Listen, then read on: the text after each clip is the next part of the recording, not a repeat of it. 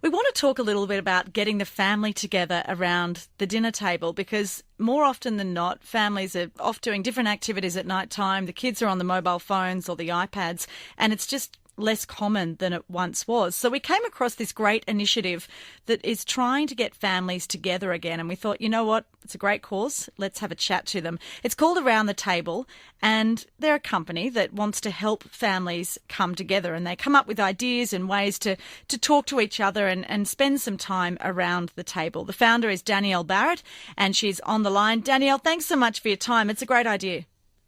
Thanks so much. Thanks for having me. Where does the idea come from, Danielle? Well, it actually came from myself and my very young family at the time. I had almost an instant family. I have 16 months between my three children. Of course, there was my eldest, and then I had twins. And life was really chaotic. And I was trying to figure out how I could actually get dinner on the table after pick up and drop off from daycare at a reasonable time, and actually sit down and enjoy that precious moment with my kids. And I just really struggled during, especially at the early days, to make that happen. And what was the solution? Well, the solution actually was a lot harder than I thought. So like any parent, I started off Googling to see if there were some solutions out there. And lo and behold, I didn't find a lot. What I did find was a lot of other people, and particularly Australian families, struggling with to do exactly what I was struggling with. And that's really to sit down and enjoy that family meal. In that time, I also discovered the importance of family dinner time. I knew that, you know, it felt good and it felt like the right thing to do, but I really didn't understand all of the benefits associated to family meals. Well, tell us what they are. What's so beneficial about coming together as a family and eating? Well, apart from the fact that it's a beautiful time to actually connect and check in with your family members. And I don't just mean check in with your kids, check in with your partners as well. How are they going? How are they tracking? How was their day? That's the kind of warm and fuzzy part. But the other parts are the social, emotional and academic benefits associated.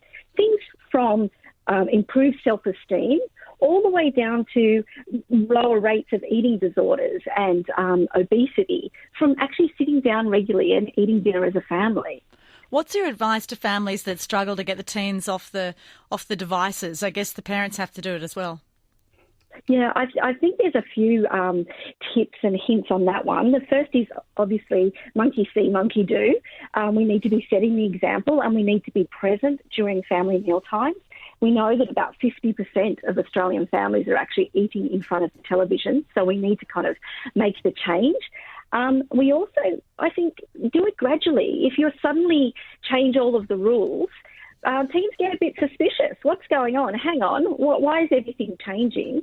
A great tip I like to use is to get them to pull together a playlist for dinner.